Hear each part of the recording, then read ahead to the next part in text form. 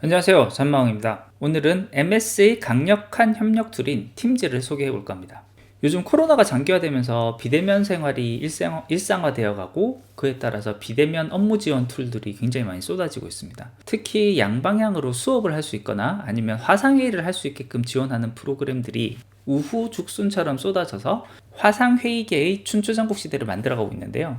가장 대표적인 주자들이 줌이 있고, 웹엑스가 있고, 팀즈가 있고 뭐 등등등 여러 가지가 있는 것으로 알고 있습니다. 그런데 여기서 팀즈는 조금 다른 관점으로 보는 게 맞을 것 같습니다. 물론 화상회의용으로도 사용을 할 수는 있는데요. 화상회의용 소프트웨어라고 보기보다는요, 협업 툴이라는 관점으로 봐야 될 것 같습니다.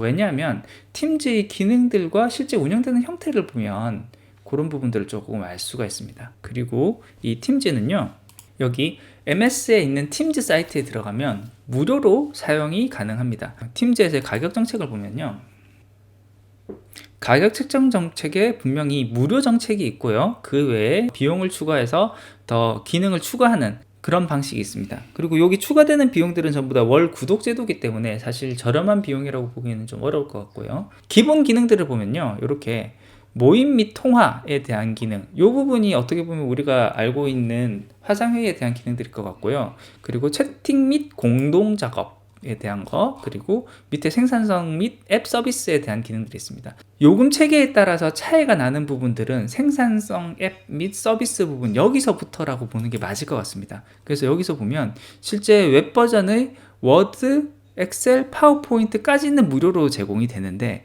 그 이외에 유기적으로 사용할 수 있는 여러 기능들의 경우에는 최소한 비즈니스 베이직 버전은 돼야지 사용이 가능한 이런 단계로 오는 것을 볼 수가 있고요. 그리고 여기에 데스크톱 버전의 아웃룩, 워드, 엑셀, 파워포인트, 액세스 등에 대한 기능들은 비즈니스 스탠다드 수준에서 적용이 되는데, 어떻게 보면은 이 기능은 팀즈 플러스 기존에 제공하던 MS 소프트 365의 권한이 두 가지가 좀 추가가 된 형태라고 좀 볼 수가 있을 것 같습니다. 그래서 좀 팀즈를 팀즈답게 사용하기 위해서는 최소한 비즈니스 베이직 버전까지는 활용을 해야지 좀 사용이 가능할 것 같고요. 근데 그게 아니더라도 개인적으로 사용을 하거나 작고 간단한 프로젝트를 할 때는 무료 버전으로 사용을 해도 충분히 사용할 수 있는 부분들이 많은 것을 볼 수가 있습니다. 여기서 팀즈를 무료로 해서 한번 깔아보시면요, 마이크로소프트 계정을 만들고 여기 등록하라는 말이 나옵니다. 그래서 이걸 등록을 하고 나면 마이크로소프트 팀즈를 깔 수 있습니다. 팀즈를 실행시켜 보면요, 저 같은 경우는 지금 팀즈 무료 버전을 설치를 해 본 상황이고요, 해 놓은 상황이기 때문에 바로 이와 같은 계정으로 들어가는데, 여기 봤을 때 계정 및 조직으로 봤을 때 개인 용도로 사용을 할 수도 있고, 이렇게 비즈니스 용도로도 사용을 할 수가 있습니다. 이렇게 비즈니스 용도로 이렇게 들어가는 것으로 해서 만들면은요, 이 팀을 내가 따로 만들 수가 있고요, 이 팀에 팀 구성원을 추가할 수가 있습니다. 여기는 내가 아는 어떤 사람의 메일 주소를 써넣으면 그 구성원이 추가가 되게 됩니다. 그래서 지금 여기에 있는 팀 관리로 들어가서 보면 이렇게 지금 제가 소유자로 되어 있고, 구성원 및 게스트는 제가 추가한 인원이 들어가 있는 것을 볼 수가 있습니다. 이와 같이 구성원이 포함되어 있을 때 이 팀즈 방 안에 요 1번 방에 들어갔을 때는 요 방 안에서 새 대화를 통해서 채팅을 하면 제가 하고자 하는 말들을 할 수가 있고, 여기 파일을 집어넣으면 파일도 바로 공유가 되는 것을 볼 수가 있습니다. 이와 같이 팀을 구성하고 팀 내에서 소통을 하면서 작업을 하는 것이 가장 기초적인 방법이고요. 이 우측 상단에 있는 모임이라는 버튼을 누르면 이와 같이 창이 하나가 더 뜨면서 화상회의를 바로 소집을 하고요. 여기서 이제 카메라 켜고 모임을 스타트를 하면 이 팀즈에서 내 팀으로 되어 있는 구성원들이 모두 참여하면서 바로 화상회의를 시작할 수 있는 그런 상황이 됩니다. 이와 같은 기능 때문에 이제 화상회의 전용 툴처럼 인식이 되기도 하는데요. 사실 어떻게 보면 팀즈에서 보다 강력한 기능은 화상회의보다는 공동 문서 작업 그리고 팀 협업 관련된 기능이라고 볼 수 있습니다.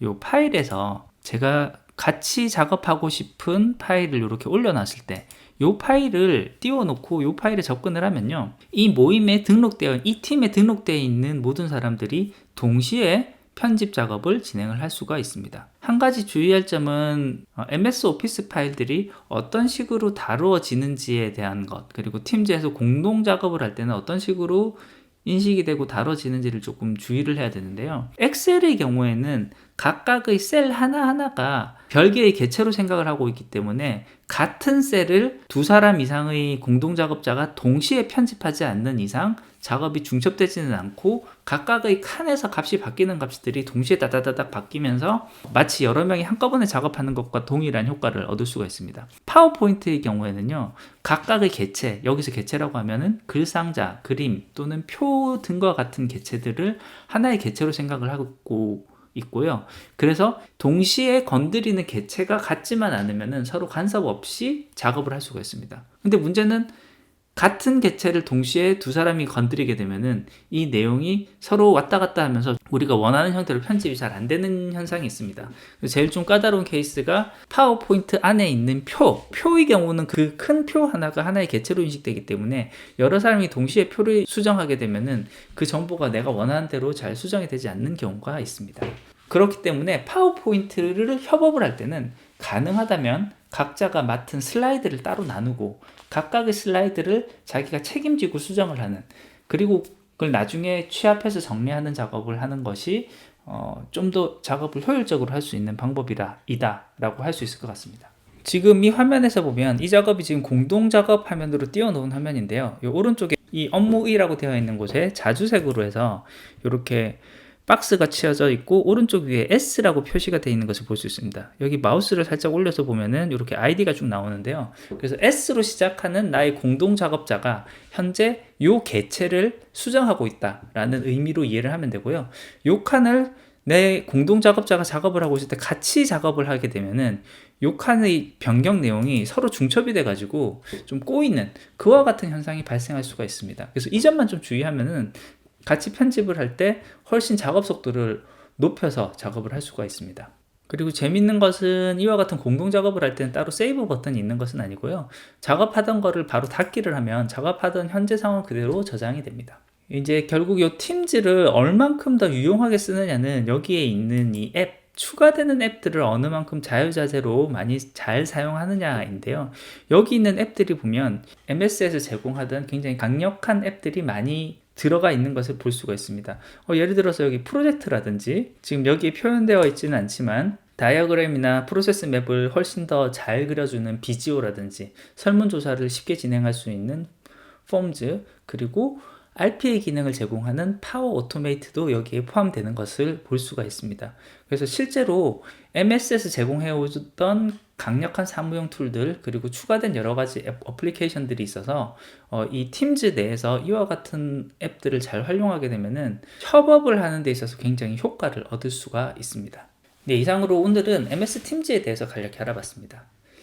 팀즈를 화상회의 또는 비대면 수업을 하기 위한 소프트웨어로만 알고 있는 경우가 굉장히 많은데요. 사실 그보다는 팀 단위로 업무를 진행하기 위한 협업 툴이라고 보는 것이 보다 정확하지 않을까 생각합니다. 화상회의 기능은 원 오브 댐이라고 봐야 될 것 같고요. 실제 줌이나 웹엑스와 비교를 해보면 화상회의용으로 쓰기에는 화질이라든지 기능 부분에서 조금 부족하다라는 느낌이 없지 않아 있는 것은 분명하거든요. 그런데 만약에 이것이 팀 업무다라고 볼 때는 팀즈가 훨씬 편한 부분이 있습니다. 만약에 줌이나 웹엑스와 같은 화상회의 전문 플랫폼을 이용을 할 때는 각각의 회의를 할 때마다 다시 방을 만들고 사람을 초대하고 이와 같은 작업들을 해야 되는데요. 팀즈 같은 경우는 하나의 팀이 이미 구성이 되어 있는 상황에서 그 팀 인원 그대로 모여서 다시 한번 얘기를 하자라고 하면 오른쪽 위에 있었던 그 모임 버튼만 눌러도 바로 그 멤버, 그 구성원 그대로 빠짐없이 회의를 소집해서 만들 수 있다는 거, 그런 부분들이 이제 좀 편할 거고요. 회의를 하면서 문서 공동 작업으로 문서를 바로바로 수정을 하면서 레포트를 바로바로 추가를 하면서 자료를 추가로 만들면서 그와 같은 회의 작업도 가능하고, 어떤 팀 단위로 일을 하기 위해서는 이 팀즈만한 툴은 좀 찾기가 어려운 것 같습니다. 그리고 제가 몸담고 있는 회사의 경우에도 지금은 이 팀즈를 회사 공식 협업 툴로 정착시키려고 굉장히 많은 홍보 활동과 그리고 그 독려 활동을 하고 있습니다. 제 개인적인 생각으로는 지금 우리는 과거에 MS 오피스와 같은 사무용 소프트웨어가 처음 도입되었을 때와 동등한 수준의 변화의 기로에 있지 않나 라는 생각을 해봅니다. 좀 생각을 해보면요, 엑셀, 파워포인트, 워드가 들어옴으로 인해서 우리의 아버지 세대의 직장인들이 매일 그렇게 그리고 작성하고 만들었던, 직접 손으로 만들었던 표와 보고서들이 전자문서로 대체가 되었고, 사실상 그 변화에 적응하지 못했던 어른들은 경쟁에서 밀려나서 도태됐던 적이 있었습니다. 그리고 그때 이후 지금까지 사실 구체적인 일하는 방법과 업무 도구 자체는 크게 변화하지는 않았던 것 같습니다.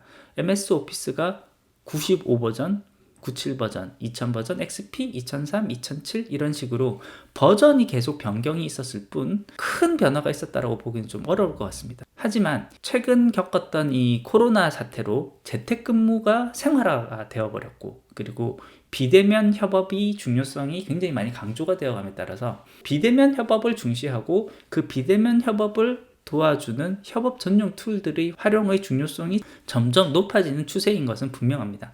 다른 한편으로는 이 툴들이 정말 잘 활성화가 되어서 사용하는 것은 좋은데, 이 툴들이 활성화로 인해서 많은 사람들이 이 툴 안에 완전히 갇혀서 지내버리지는 않을까라는 불안감이 좀 있는 것, 그 또한 좀 사실이긴 하네요. 예, 오늘 준비한 것은 여기까지입니다. 조금이라도 도움이 되셨다면 구독과 좋아요 부탁드리겠습니다. 끝까지 들어주셔서 감사합니다.